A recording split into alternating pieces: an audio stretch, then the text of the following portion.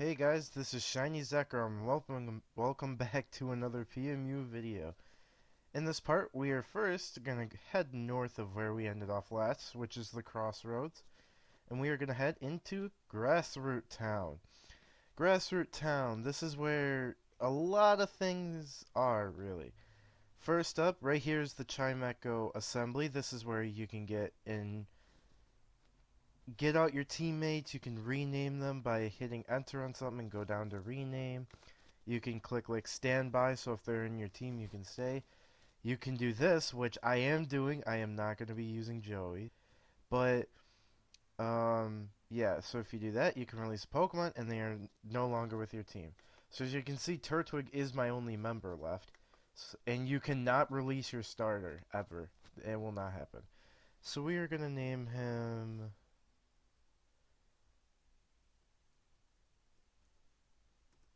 If it would actually type correctly for me, we're gonna name Turtwig Terra. Alright, next up over here, this is the Kangaskhan storage. You can, like, for example, how I said store apples and ethers and whatnot, so we'll store a couple apples. We'll store that, actually no. And we'll store a few lepos, that is. Next up, if we come over here, this is where the Kecleon shop is. Now, there is a difference between the purple and the green Kecleons. Purple Kecleon sells orbs and TMs. Well, only one TM, but still. TM rest for 7,500 poke. This move heals you from status conditions and your HP up to full. However, you will be asleep for 3 turns. Escape Orb lets you escape from any dungeon. Slumber Orbs puts any Pokemon, I believe it's within your screen, like any Pokemon you can see, it'll put them asleep, or at least around you.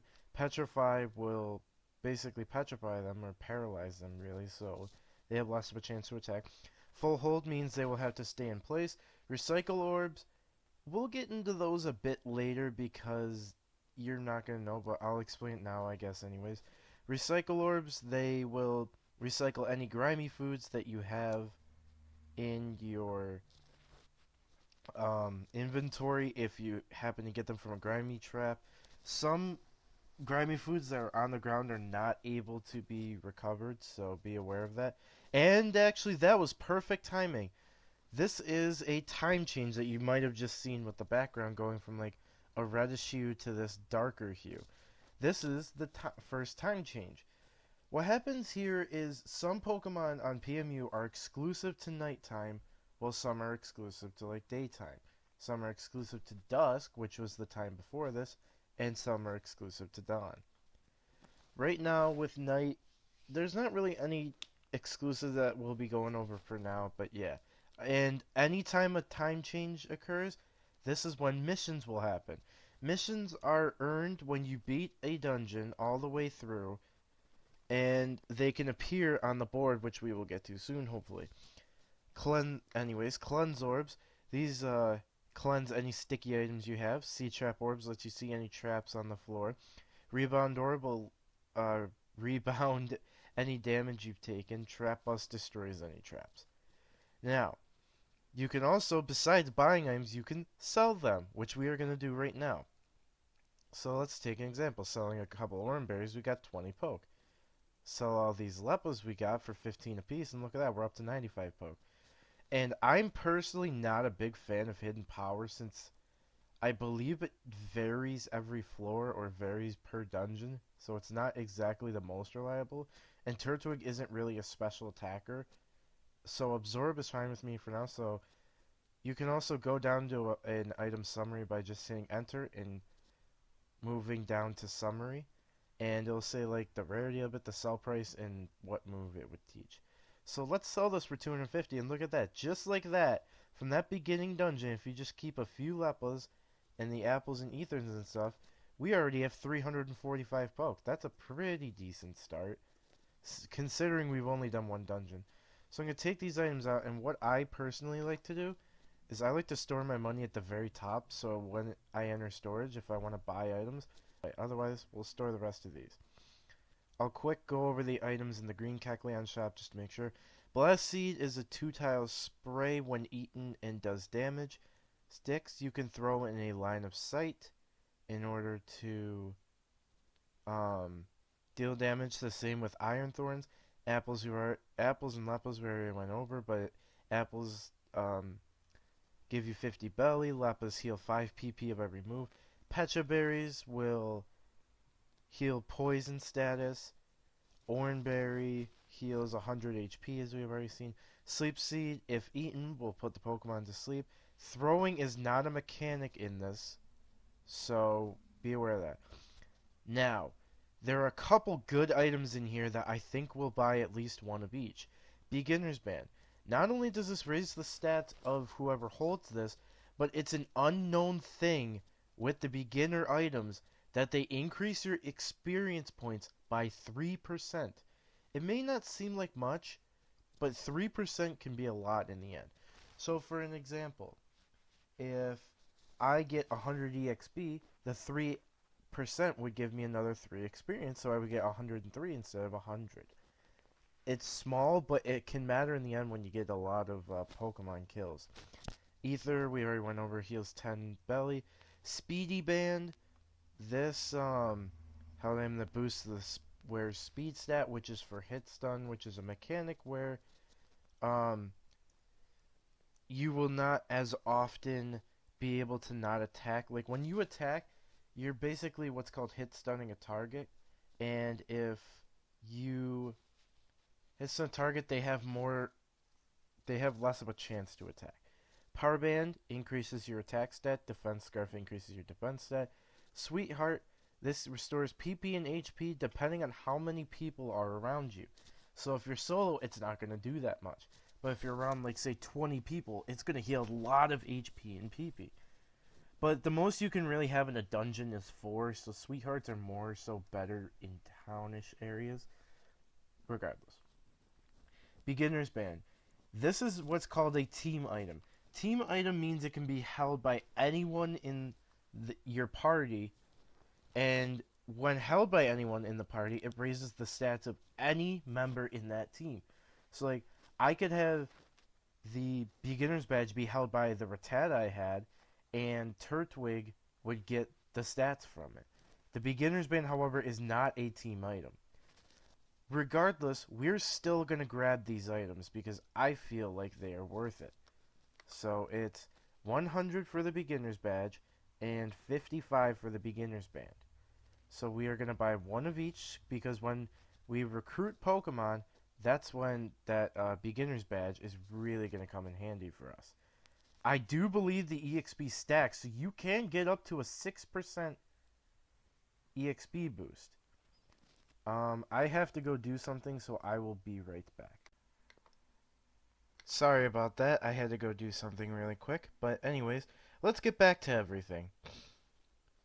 If we come over this way, to the right of Chimecho, there is an Electivire. What this Electivire does is you can remember moves, as it says right in the chat. Moves will be taught in exchange for one tiny mushroom. This is how you can remember moves at level 1. So, like, if you, for example, have, like, a Pumpkaboo and evolve it to Gourgeist, you can remember those level 1 moves right here at Electivire with tiny mushrooms. That was kind of what I was alluding to earlier when I said, we're going to be learning about that mechanic. But anyways, let's continue on and come in here. This is the Grassroot Inn. What happens here is if you walk on this bed, these things, or these two beds, you can heal your HP, PP, and status conditions. What I like to do is I use a command called /setHouse. Just like this. What it does is your spawn point saves. So whenever you die or use give up in a dungeon, you go right back to that spawn point. So now instead of spawning at the crossroads, we can spawn at the inn if we use like an escape orb, an escape rope, or give up. We go right there. Anyways, we are going to head up this way now. There are a couple random NPC houses around here like Eevee, this Pikachu, Cyndaquil, Bulbasaur, Totodile, and whatnot. But here is a couple important things you guys might want to know. Let's come in here, and this is the Grassroot Housing Center. Hello. I see this is your first time at this housing center. Here, you may visit your house and the houses of others. To visit a house, just step in the hole in the top left corner. When you want to leave this house, use the /leave house command. If you go to your house, you may also edit it. Just use the edit house command and start mapping. Have fun! Now, I believe, yeah, and it's right over here. There is, if you're like at a shop in a house, there's a Kangaskhan rock here for you to take any items out. Excuse me about that. Right here is Chiranko Assembly, so if we go to this, yeah, that walking glitch can happen. But if you click like visit my house, we can visit our house. A little trick you can do to warp around like this is if you hold the left shift key and right click. Oh, yeah, it's the left shift key and right click. You can warp around your house like this to make it easier to edit. Now let's use that /leave house command because I want to talk about Wigglytuff over here. Wigglytuff, this is how you create guilds in PMU. Your your explorer rank has to be master rank or higher. Master rank is at 13,500 explorer points. Now for missions, that you get points from them depending on what the rank of the mission is. See, right now we don't have any points because we haven't completed any dungeons, but yeah. And if you press escape, this is how this menu comes up. So you can see like normal rank, belly, HP, your experience, the name of the character. You can go to your job list here, and this is where you accept jobs.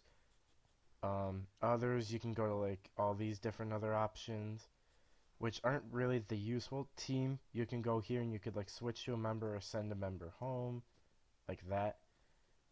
Items, an easier way to get to your inventory, and you can use your moves from here like that, but trust me, you're going to want to use WASD. It is much more useful. And you might have noticed this board next to the housing center. This is your mission board. This is where, at time changes, you can get a mission depending on the dungeon you've completed and whatnot. If we come over here, Cola Bear is just, this is where basically event shops are held. You can sell items to these guys too, but they have like, depending on the season, you get like special items like Snowy Orb, Hail Orb, Freeze Band, Never Melt Ice, Castelia Cone, and the specific ones are right here, like Candy Cane, Eggnog, Hot Chocolate, and Holiday Pudding. They're exclusive items. You can't get them anywhere else except this shop, and a Rage Candy Bar as well. This Wigglytuff hut over here is where Capture the Flag is held. If you come over to like Jump Bluff, talks about you can use /CTF create to create a game. You can end it by typing /CTF end. And basically Capture the Flag is a game where you go to the other side and you try and capture a flag and whatnot. Now, we're going to come into here, and this is the Delite Plaza. There are a bunch of things we're going to go over. Like here, this is what's called the time room. If you go talk to an NPC, they will tell you what time of day it is. However, you can just use the /time command, and that it will also tell you then. Whenever you log in as well, it will show what time it is. If you come over here, this is you have to complete the gold training dojo. However, the main thing about this is the Krogunk swap shop. From the second PMD games, you know how you have the family items and whatnot? This is where you come for the Krogunk swap shop to get your Star 3 items. And here's Skit's Music Hall, which is kind of just useless. It doesn't really serve a purpose. Right here, this is Lumi.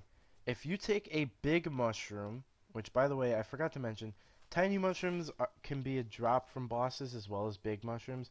However, one notable place you can get tiny mushrooms without having to kill a boss is a mysterious jungle maze after 20F, but we'll get into that a lot later. Anyways, Lumi here, this is big mushrooms. What you can do is say a Pokemon evolves, but there's a move you want to get. So like say I was Torterra at like level 36 and I wanted to get a move again that Turtwig had. I can come here and get that move right here by using a big mushroom. This is a very useful place, remember it. This is the auction hall, but auctions are not really held anymore. This is the lottery house. If you take 25 poke, I think it is, Yeah, 25 Poke can buy lotto tickets, and you can come turn them in on Fridays for prizes depending on if you win, what thing. There's prizes depending on the rank of the win and what. This is Spinda's Cafe. Now, Spinda, Wynot, and Wobbuffet, they do not do what they do in the games. However, Ludicolo is different. On either Saturdays or Sundays, basically the weekend, you can come here and go to and you can participate in events to get event tokens. If you take event tokens to Ludicolo, you can get all these neat prizes like heart scales, lots of good TMs, masks, and this is where you also get the gems and the globes. The gems and the globes will be really useful, but more than likely we're not going to be participating in events, and if I do, it'll be on my main character Zappy, so I'll show you then. This warp leads you to Pokemon Stadium. It's where staff hold um, specific Pokemon-like battles using just random players as Pokemon and whatnot. Last but not least, this is the event hub, and this is where events. This is where you wait for events to happen. So with all that mouthful done, we're not going to talk to any of the NPCs because they don't really say anything useful. We'll come up here to the last spot. As you can probably guess, this is the dojo. Marowak's going to talk to you about, oh, welcome to his dojo. Challenges await you. He's going to show you this is where you can test your skills and challenge your friends in the arena. And then he's going to talk about how there is the bronze, silver, and gold dojos. You must beat bronze dojo in order to go to the silver dojo, and you have to beat the silver dojo to go in the gold dojo. The gold dojo is the large one here, the bronze dojo is right here, and the silver dojo is over here. And that hole on the right side Marowak went to, that's where he just hangs out. So let's go to the arena, and there's like an assembly over here, healing bed here. There's actually a place where you can use tiny mushrooms right here. This is the storage. And you can enter the arena either on this side here, which you have to be level 16 or higher in order to enter. You can enter it there. You can enter it here. Or all the way at the bottom you can also enter the arena. Now, I bet you guys are wondering, oh, are we going to finally get to go somewhere? Yes, we will cover one dungeon in this video. Anyways, let's head back to the crossroads. And I forgot to mention the crossroad has specific NPCs for time changes too. Now let's head over to the left here, and we head into Fruity Meadow. Sorry about that cut, I'll have to cut that out too, but this is Fruity Meadow. Just some wild Pokemon are here. Oh, Pecha Berry drop, cool. We can sell that for later.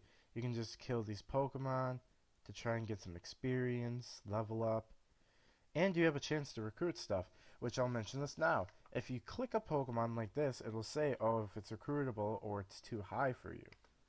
Now, as you can see, oh, this Rattata, 10.6% chance to get it, and we didn't get it. And Pokemon will just keep spawning here and whatnot. But you can keep killing these and whatnot. Now, Pidgey is actually something I do want to get, but we can get in a later dungeon. Anyways, let's come over here. And this is the Tiny Grotto entrance. This is typically the first dungeon that everyone goes to when they start the game. However, there will be something that I'll have to tell you about once we get to it. Welcome to Tiny Grotto. Tiny Grotto, it's like a lower level dungeon where you can find some poke, apples, orans, supplies to survive you through the dungeon. Now, you can get Rattatas in here, Sunkerns, I believe, are in here, Hoppips are in here, Shroomish are in here, but they are not recruitable.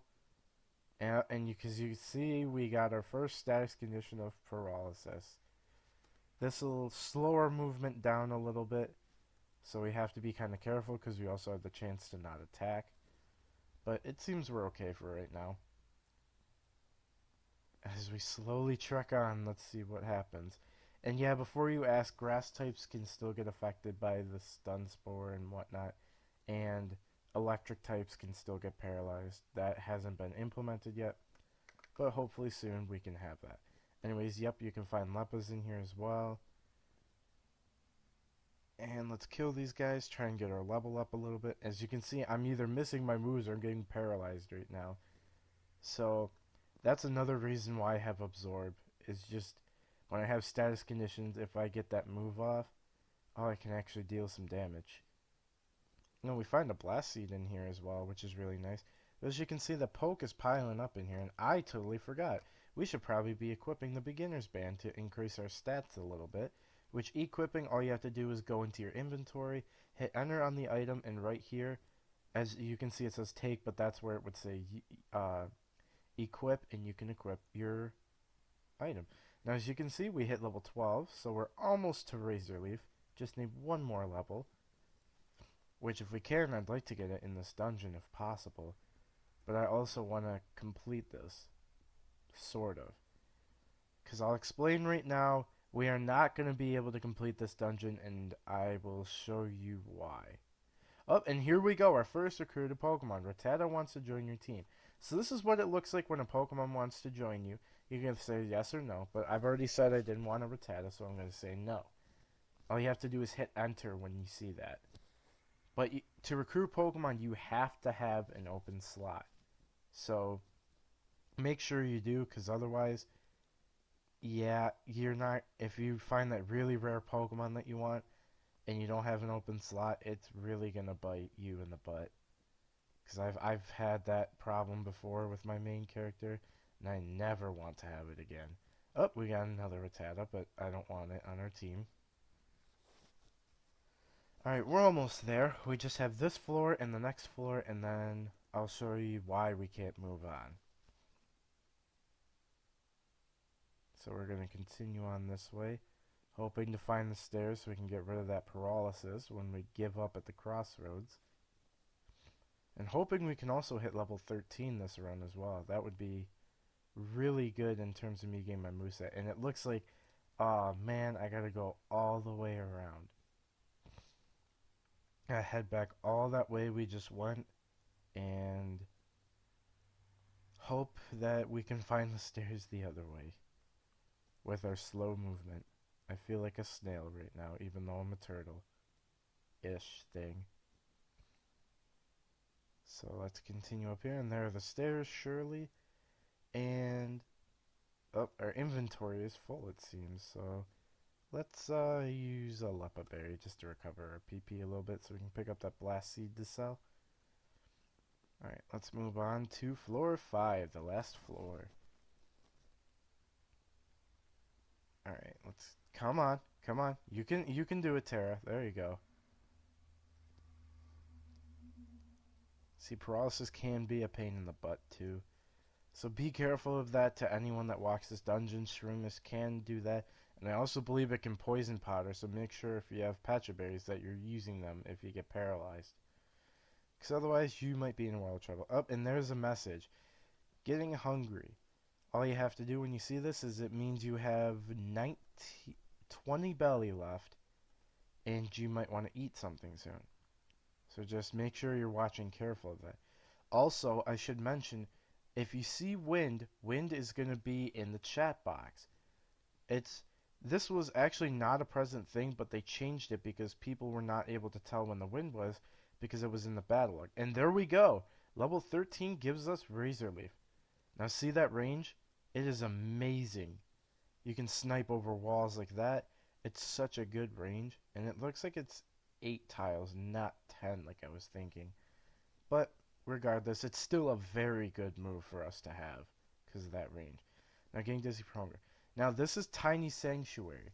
Let's try and go up here. Unfortunately, we have to complete another dungeon to move on. So it looks like our run of Tiny Grotto will end, and Concordia will ask, do you want to go back to Crossroads? And that's where you do it. So now, after using that set house, we can do the /give up command, and we can come right back to the inn and heal. And I think that's going to do it for this video, just because there's been a lot of showing you guys around town, going through everything you really need to know about the town and whatnot. So that's why I think after Tiny Grotto, I think it's good to say that we're going to stop for this video. You guys have learned a lot about what's around Grassroot Town, what some more items do, where some places you might want to go to are, and yeah. In the next part, I think what I'm going to do is I'm going to do a dungeon and then I'm going to show you what editing your house looks like. So expect that soon. So this is Shiny Zekrom saying, I will see you guys later.